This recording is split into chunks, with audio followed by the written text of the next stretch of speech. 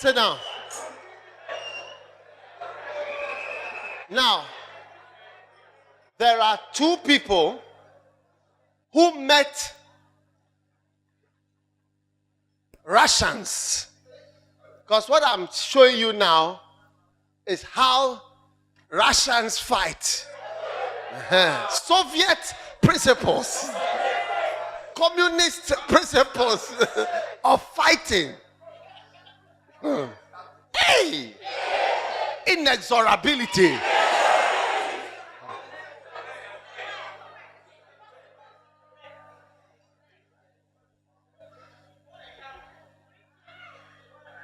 I'm going to give you the principles. Napoleon, he saw pepper. He took 500,000, the largest army ever. And he went to fight with Russia. Moscow. He reached just a few kilometers. And he entered Russia. He entered Moscow. And when he entered, the whole of Moscow was empty. Yeah, the guy left. He didn't know whom he was fighting. They came with 400,000 troops. And they entered Moscow. When they entered, there was nobody there. And it's very far. You see the distance through the snow. And by the time he entered Moscow, it was now time. There was nobody there to conquer. There was nobody there to fight. What a shock. So he was there for some time. 1 week. 2 weeks. He couldn't see them. There was nobody. And there was no food. There was nothing. And it was winter cold. So they decided to go back to France, but there was nobody to conquer. So they started to go back. As they went back, then the Russians came from where they were. Hey! On the way going, they beat them. An army of about 500,000 that came, they came back with about 20,000 people. Napoleon himself ran away at a point with a horse. He saw something. And when Hitler, 100 years later, decided to go and invade Soviet Union, he was reminded of these same people. These same people, how they are in fighting. That they are a certain way. Yeah. And that this is what happened to Napoleon some years ago. He tried to fight with these same people who have certain a mind. They have a mind when they are fighting. Yeah. And it is what they even teach in their armies. Because every army has what they teach. The United States Army have 9 principles. The British Army have also 9 principles, or 10, sometimes 10. The Soviet Union have their principles, and then the states that have been divided after the Soviet Union have their own. And Russia has their own. And China has their own. Ghana, we are not any major.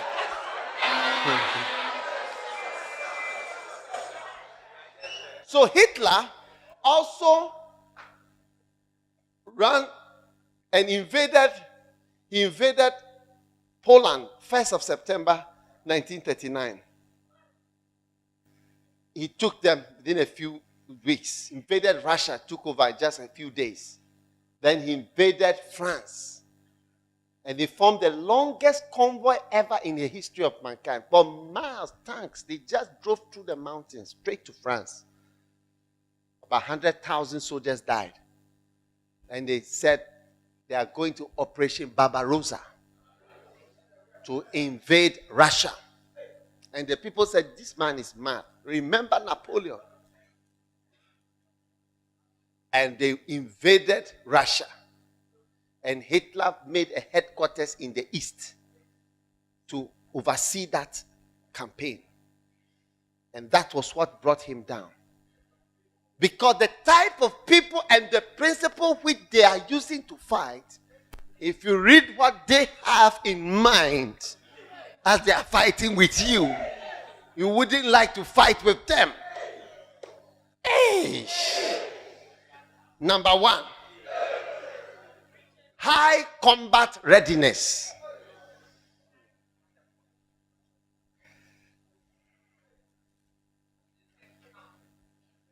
I'm teaching you Russian, Soviet principles that we are also going to use, so that when Satan sees us, you say that, hey, this type of people, they are really some way. High combat readiness. That is what we are doing here. Combat readiness. I'm making you ready for combat. Shabaya. Number two, surprise. Surprise. Decisiveness. And active seeking to secure the initiative. Surprise and decisiveness.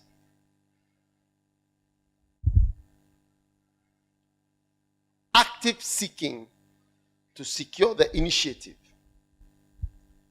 Number three, full use of all means of combat. Sure. All girls are going to be used. That's why in our church, ladies are pastors, ladies are general overseers, and soon ladies will also be bishops. Aish. Full use of all means of combat. Children are pastors in our church. Children are pastors. We have to make use of all means. LPs. Some of you chief elders. Some of you are elders. They call you chief elder. It's full use of all means of combat. Shabaya. Number 4. Coordination and interaction of all branches and types of the army. Coordination. Coordination and interaction of all types and branches. That is why isolation is not acceptable. Yeah, isolation is not acceptable. You say you are a chief elder, you don't read the books that we have. You are teaching Methodist and Catholic principles. Sure, you are joking. Coordination of all branches and type is the Soviet Union tactics. Hey, you have isolated yourself with a new idea. You don't listen to the messages.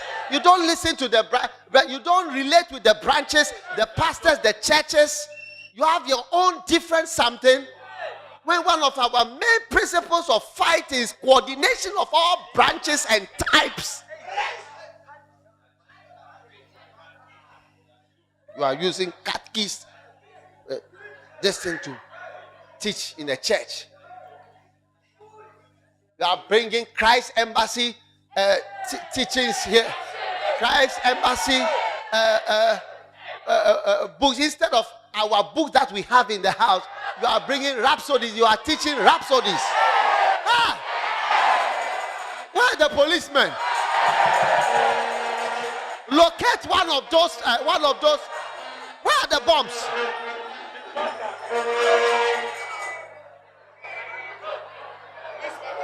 Policemen without bombs.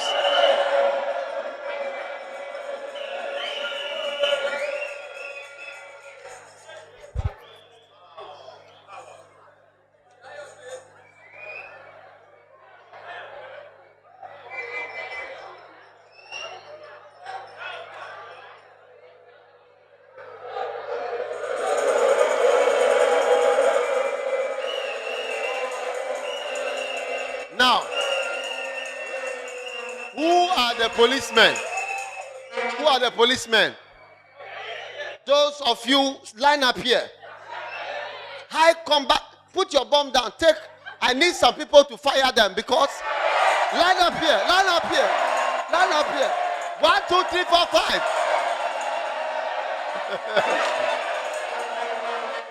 Join them. When we are talking of one of the principles, high combat readiness. High combat readiness. Is it not there? And when it's time for you to bomb, you don't have your bombs. Is it right? Is it right? Is it right? Fire! Fire! Fire! Fire! That's one. Fire! Oh! Oh, yeah. Okay. All right. Finish. It's over. Hey. Hey. Hey, why?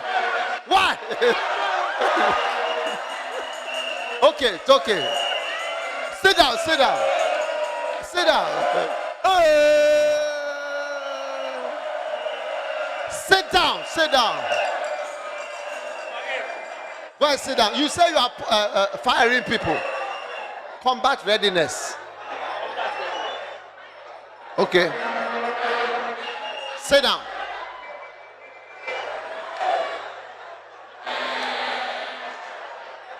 As a policeman, you must be disciplined.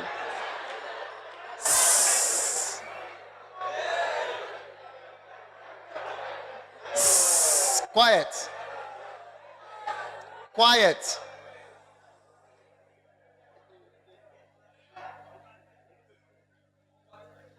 Combat readiness.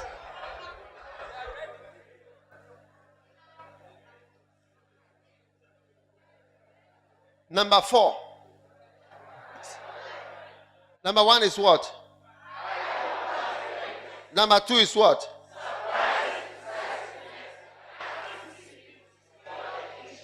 Number 3 is what? Number 4 is what? Number 5, decisive concentration.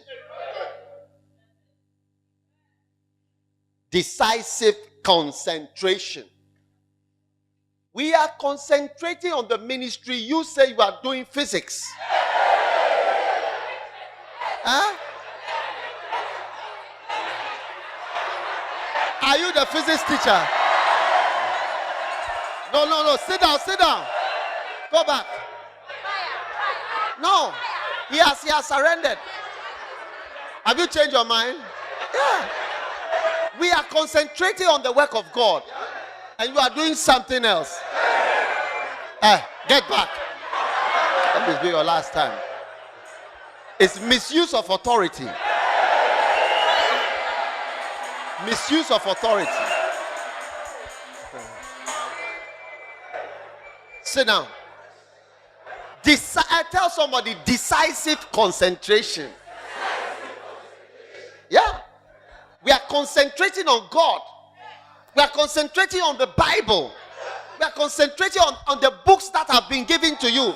Some of you read a little bit of Oral Roberts, a little bit of Matthew Henry's commentary, a little bit of something. You can't do. That's why there's nothing in you. Because you don't have one of the Soviet principles, decisive concentration. You are concentrated on something that you are doing. Yeah. It's true.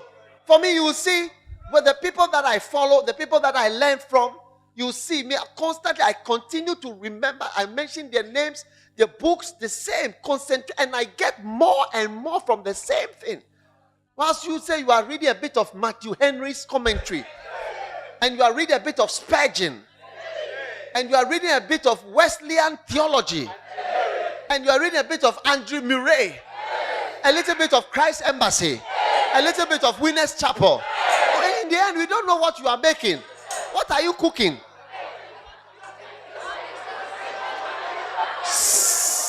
When I got married, I remember one of the first few evenings of our marriage. My wife, I went out, this normal, fantastical fantasy of, so I came home the evening. She had prepared dinner. I came to sit down. When I came, she had a bit of rice, a bit of kenke, a bit of yam. So I said, what are all these? What are all these? I said, what is a kenke? At the same time, rice. At the same time, yam. At the same time, this, different. I said, look, as for me, I have a Soviet principle in me. Decisive concentration. If it's rice, let it be rice. I will concentrate on rice. Yeah. She said in her country, the Fantis, they are divided, a bit of this, a bit of this, a bit of this. I said, according to my Soviet principles, decisive concentration. That's why some of you become nothing. It's true. You become nothing. It's true. That's why some ladies never get married. Sometimes beautiful ladies. Because a bit of here, a bit of this, a bit of that, a bit of that, a bit of that. And by the time you finish, listen, I'm saying something that concerns you. As you are shouting, it is you. It is you. A bit of this, a bit of that, a bit of this, a bit of that.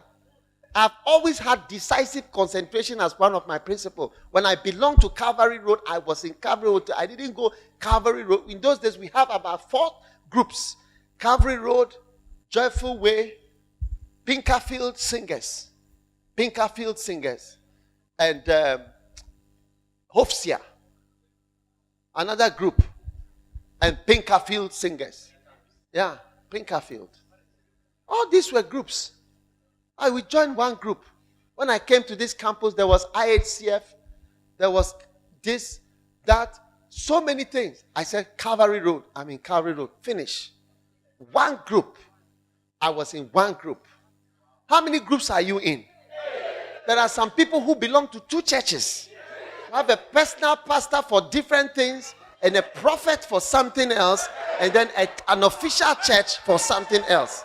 When they ask you what church, so I'm in Lighthouse, but you have a prophet, and then you have another pastor on the side. That is why you don't get anywhere. Because you need to have decisive concentration. It's a principle of war. Amen.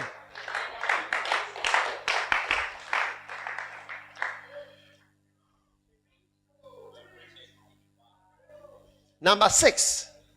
Simultaneous attack in depth. Simultaneous attack in depth.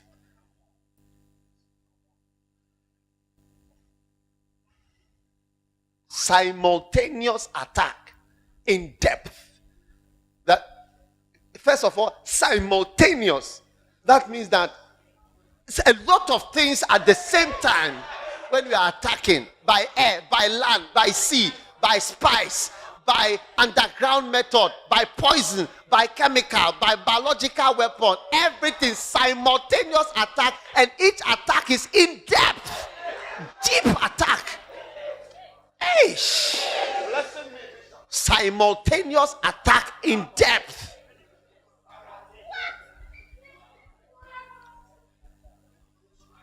That is why I have on one side my Bible school guys, and at the same time I have Alos. At the same time I have a school for bishops. Yeah, you may not know. I have a school for bishops. I'm training bishops. Yeah. Yeah. You may never know. Yeah.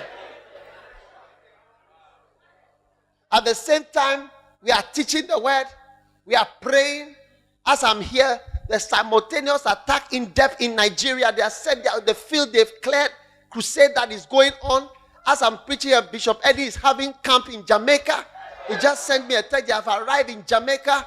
They are just starting their camp. He's arriving in the camp. Simultaneous attack in depth. Yeah. What a shock.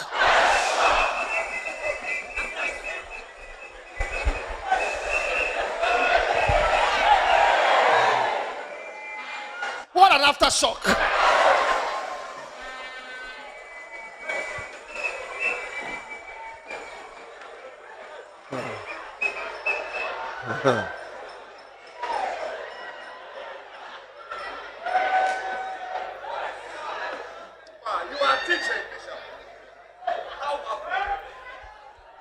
These are what Hitler, this is what he saw. This is what he saw. Hey. Hitler they went a few kilometers to Moscow. And the winter met him there. They fought here, Stalingrad, came here, Moscow, fighting. They couldn't win. Then they started the Soviet coming. And by that time, Stalin has killed all the generals in the army. Before the war started, he executed all officers and formed new officers who had no experience in fighting. Yeah. These are their principles that they were using. The next one, I have just two more. Firm and continuous command and control. Firm and continuous command and control. Firm and continuous command and control. You see, these principles, the British don't use them. They don't have it like that. Firm and continuous command and control. Yeah. And someone say, are they telling you what to preach? Yes, we are telling you what to preach. Yes. And we are not ashamed of it. We are not ashamed of it. We are telling you what to preach. Are you preaching from the books? Yes, we are preaching from the books. We are not ashamed of it. Firm and continuous command and control. We are excited about it. Firm and continuous. It's not interrupted, it's continuous. Firm and continuous command and control. Controlling the troops. Yes. Firm and continuous. And firm. You stepping out, you say, hey, we don't practice it that way here.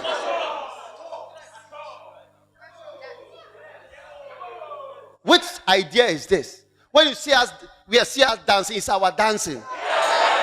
Firm and continuous. Did you hear I said firm and continuous? Firm and continuous. Don't have to bring dancing, palogo or what do you call it? Adowa dancing.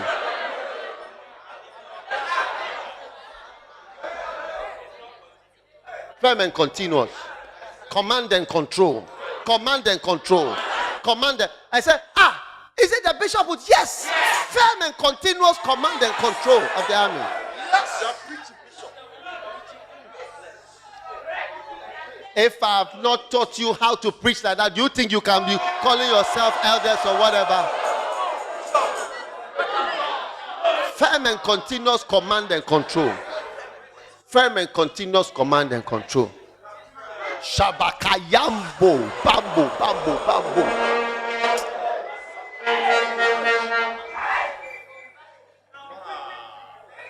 And the last point. Inexorability and decisiveness during the mission. Inexorability and decisiveness during the mission. I tell you, these are what they teach them. Inexorability and decisiveness during the mission. What? What are you talking about?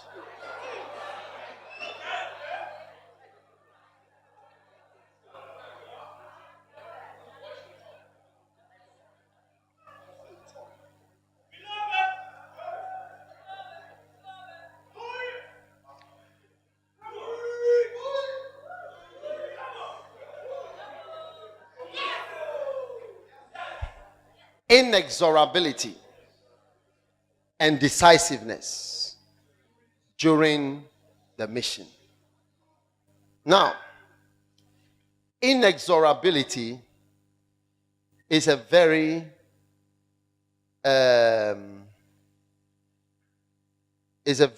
wonderful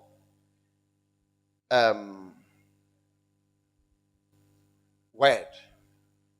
It means mercilessness, characterized by an unwillingness to relent. Mercilessness, characterized by an unwillingness to relent or let up.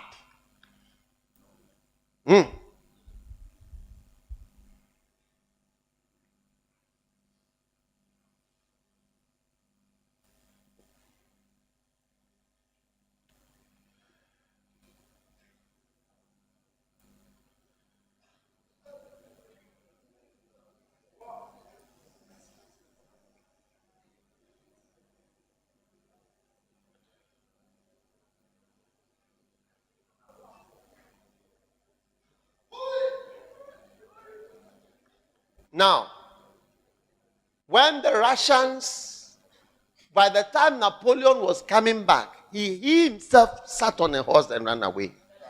He himself.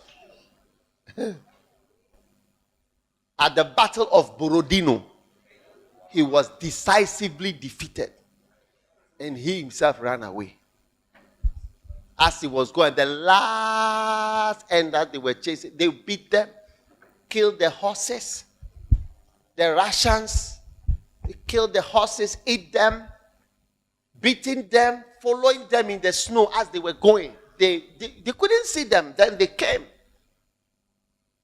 That's why. And during the Second World War, when they finished, the Germans who were in Berlin rushed to the other side because Germany was being invaded from the east by Russia and from the west by Britain. So they met in Berlin. And when the Germans saw that they were defeated, they rushed to the British side so that the British would catch them.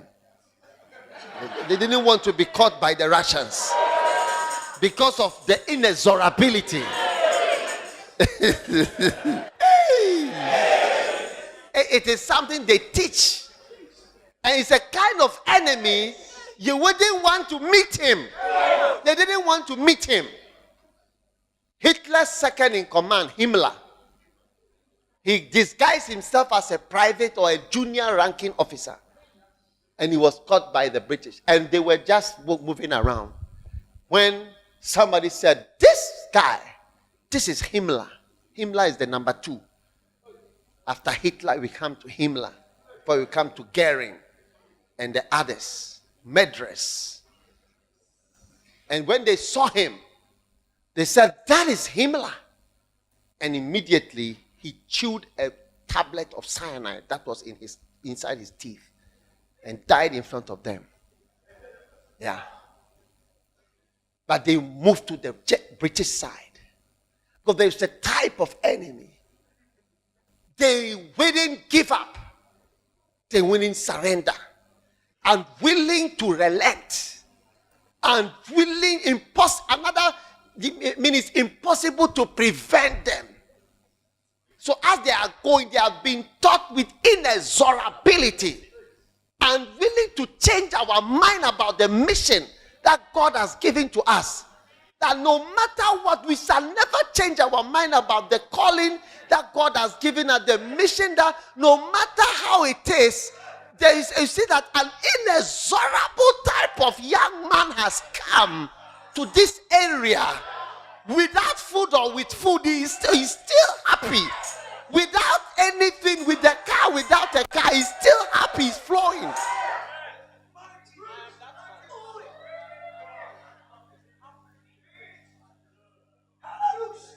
When I started preaching, I couldn't buy even food.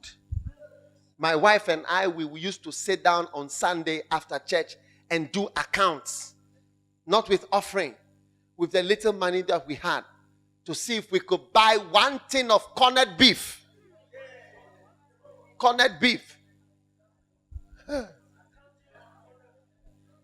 We did a calculation. There was a shop called Junior's End. We used to sit there and do the calculation. She would buy, if I buy, then put it together, then we go and buy, then she would cook and we would eat. 2 of us. Yeah. Unwilling to relent. Impossible to prevent. Mercilessness characterized by an unwillingness to change his mind. Somebody asked me, where will my child go to school? I said, I don't care where my child will go to school. A good child is not from the school only.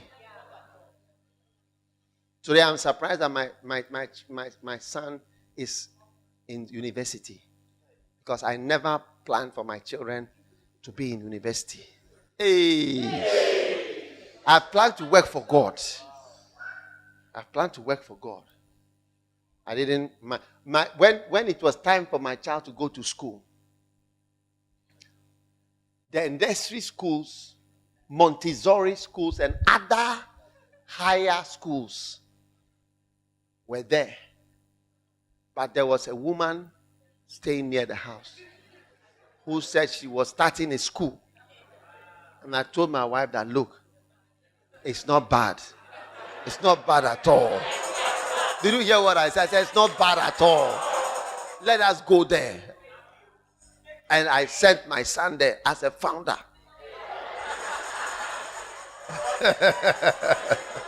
He became a founder of the school. What? Today he's becoming a doctor. Yeah, he's becoming a doctor. A founder of a school. Recently they were doing, I think, 10, 15 years anniversary. They said they are looking for him. The pioneers.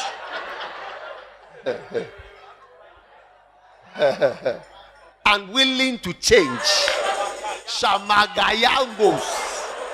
Unwilling to change. Unwilling to relent. Impossible to prevent. Inexorability. And it's a principle. I'm reading to you the principle of the Soviet Union in war. Mercilessness characterized by an unwillingness to relent or to let up. That means to stop fighting. No. That's why when the Germans were surrounded, they said, run to the left, to the British side. These Russians, if they get you. Ish. And Hitler, he killed the Russians. So they didn't understand these things at all. When the British came there, they couldn't find Hitler's body. Because it was on the day before they arrived at his underground bunker in Berlin. Then he killed himself on that day. He married his girlfriend, who had been his girlfriend, Eva Braun, for so many years. He married her and she came out of the wedding. They called for the register of marriages in Berlin. Came and signed the register. She came out and she said, you can now call me Frau Hitler. Frau Hitler means Mrs. Hitler. Frau in German is Mrs. She said to the people in the bunker, you can now call me Frau Hitler. And then he chewed the cyanide, killed himself. And then they all killed themselves in the bunker. There was a guy, the campaign manager of Hitler called Goebbels.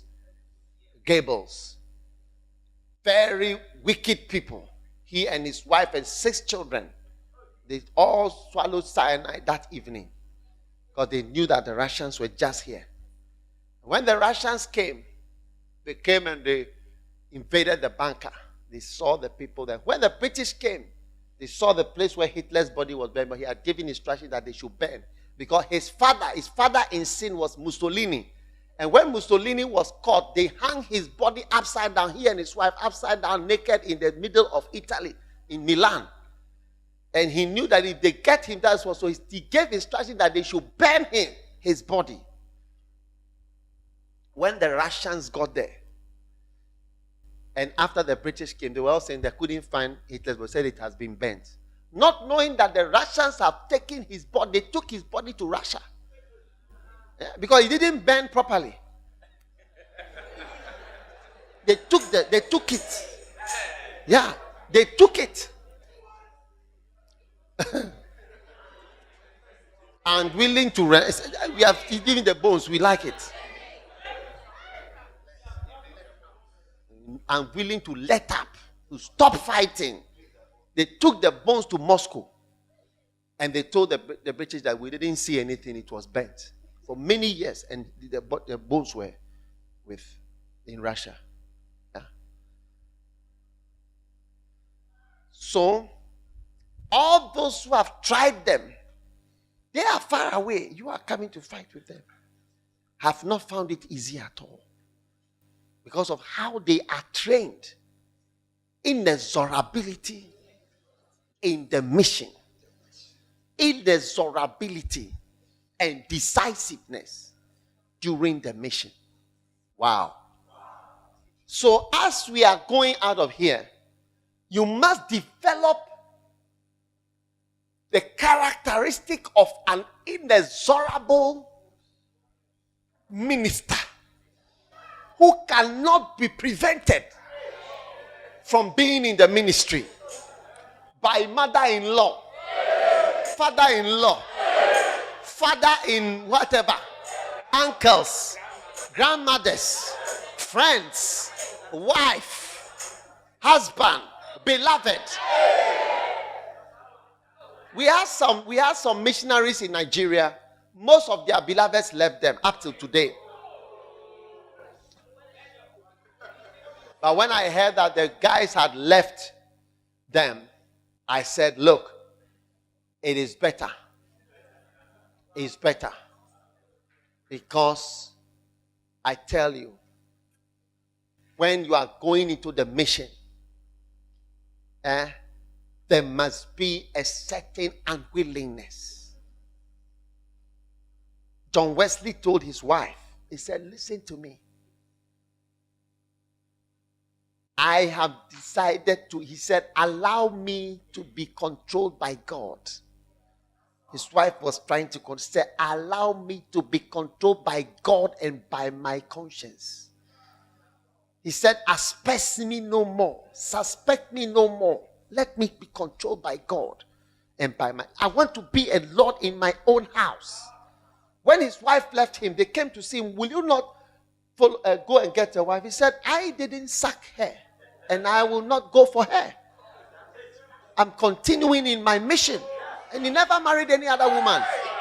Inexorable. And when his wife died, she was buried before he was even told.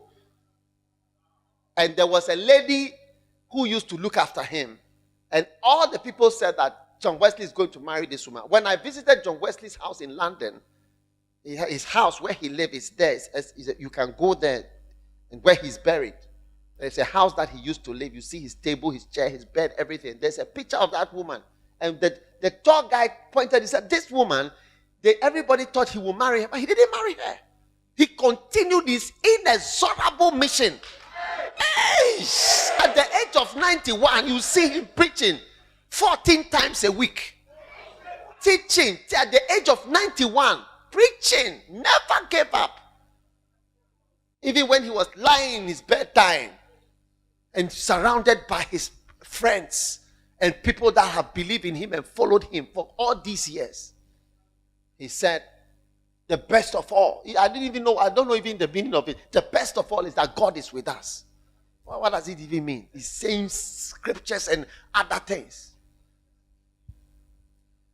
One day he was sitting down as an old man, and beautiful ladies were passing. He looked and said, what are the use of all this to us? What a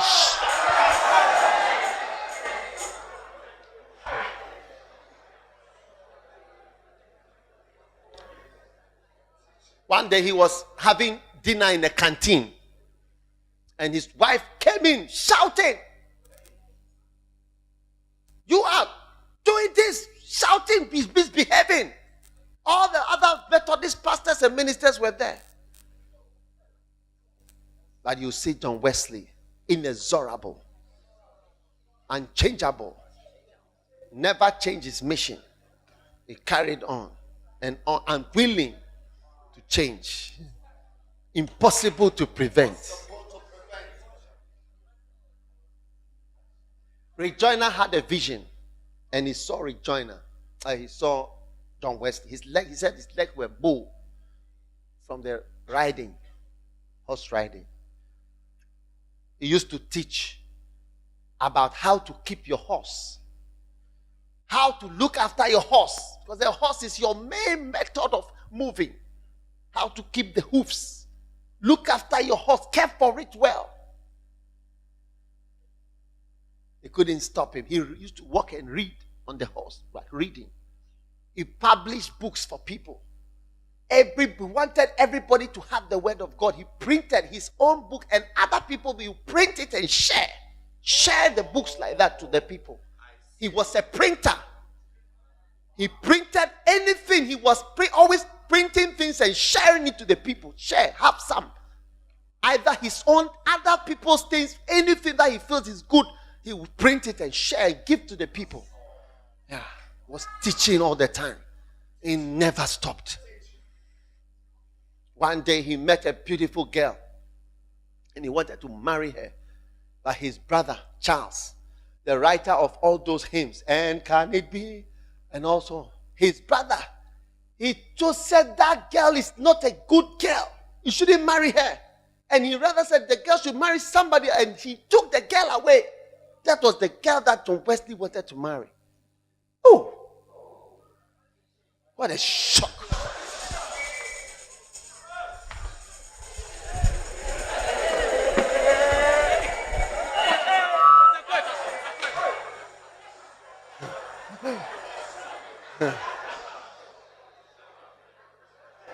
Before John Wesley could realize, the brother has made the lady marry another man.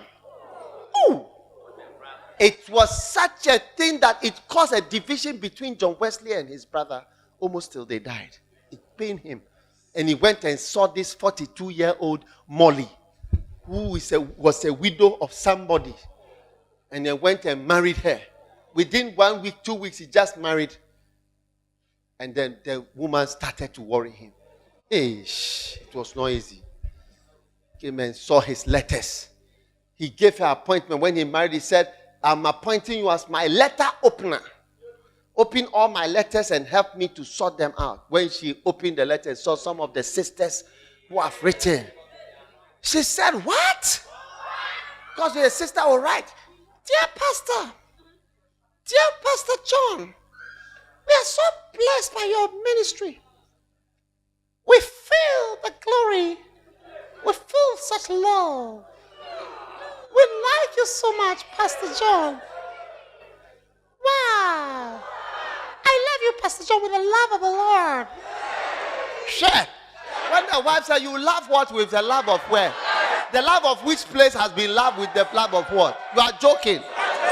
Herself came properly.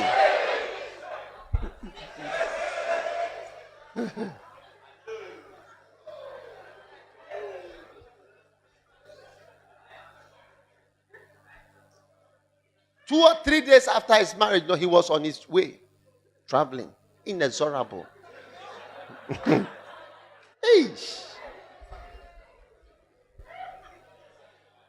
It's Sunday. Wow.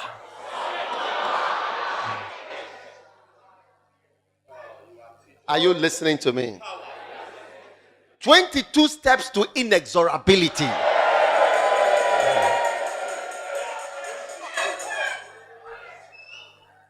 In your mission. Are you ready to be an inexorable believer? Okay. Policemen, come and wipe your water fast. Whilst Ida was saying, God has made you an original and special vessel. And we are expecting inexorability. Did you hear what I said? Inexorability. And this word, people don't know it. How many learned it for the first time today? So when you go and you say you are doing what, say this is inexorability. They will not understand what it means. But when the devil sees your forehead in the spirit, you say, hey, the people are here. The Russians.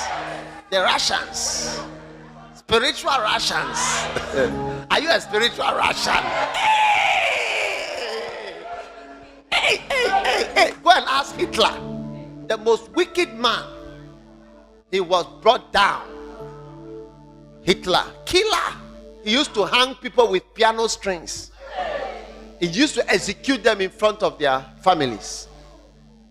When they attempted to kill him and he caught them, he executed 5,000 people.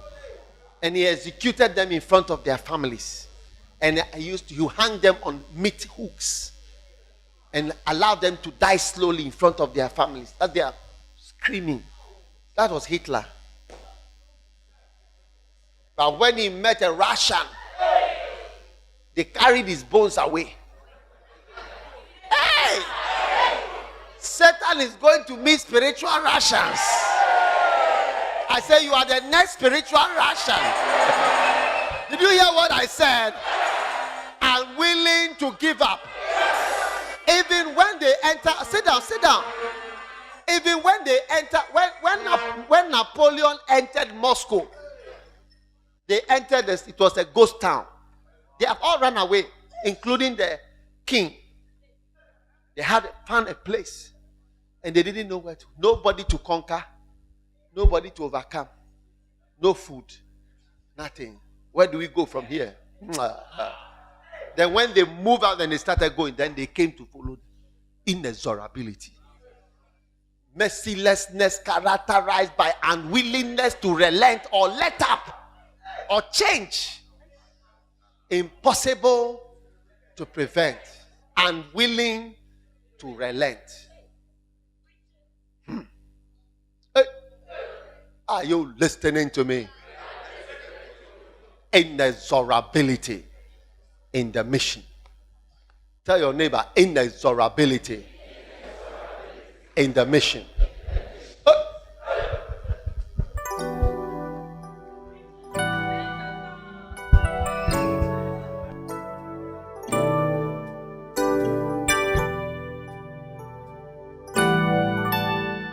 Before the beginning, God knew how you would be. He knew all the plans that He had for you and me.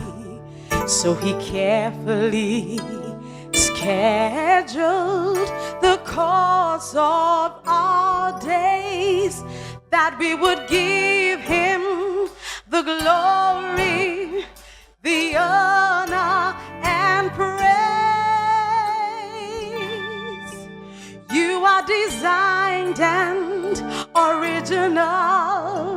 You're one of a kind, created by the Master with one purpose in mind, to be a showcase of His glory, so the whole world can see His beauty, His presence as it shines through you and me.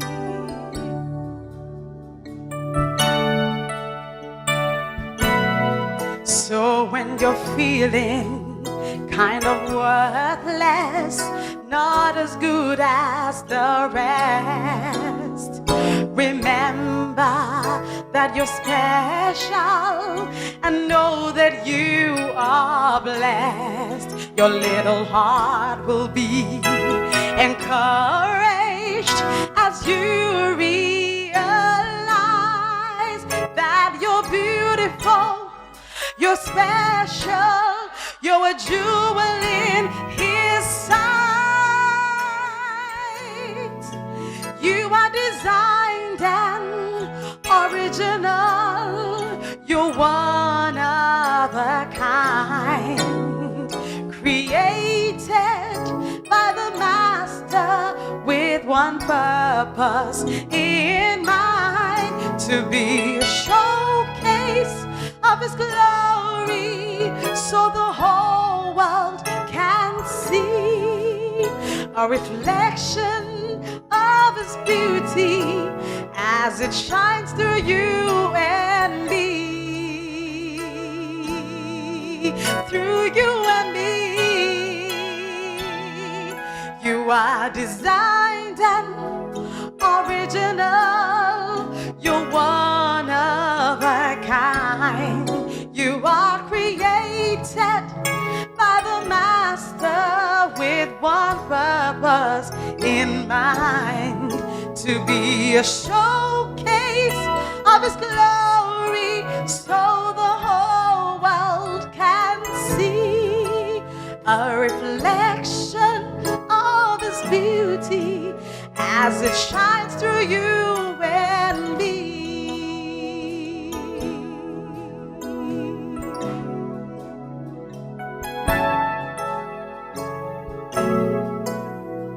Before the beginning, God knew how you would be. He knew all the plans that He had for you and me.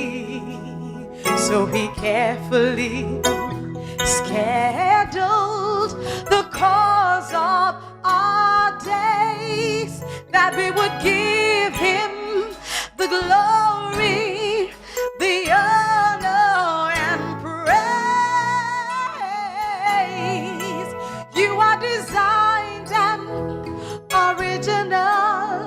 You are one of a kind, created by the Master with one purpose in mind, to be a showcase of His glory, so the whole world can see a reflection of His beauty as it shines through you and me. Oh, oh yeah. So when you're feeling kind of worthless, not as good as the rest, remember that you're special, and know that you are blessed. Your little heart will be encouraged as you realize that you are beautiful, you're special, you're a treasure in God's sight. You are designed and original. You are one of a kind, created by the Master with one purpose in mind, to be a showcase of His glory, so the whole world can see a reflection of His beauty as it shines through you and me. You are designed and original. You're one of a kind. You were created by the Master with one purpose in mind, to be a showcase of His glory, so the whole world can see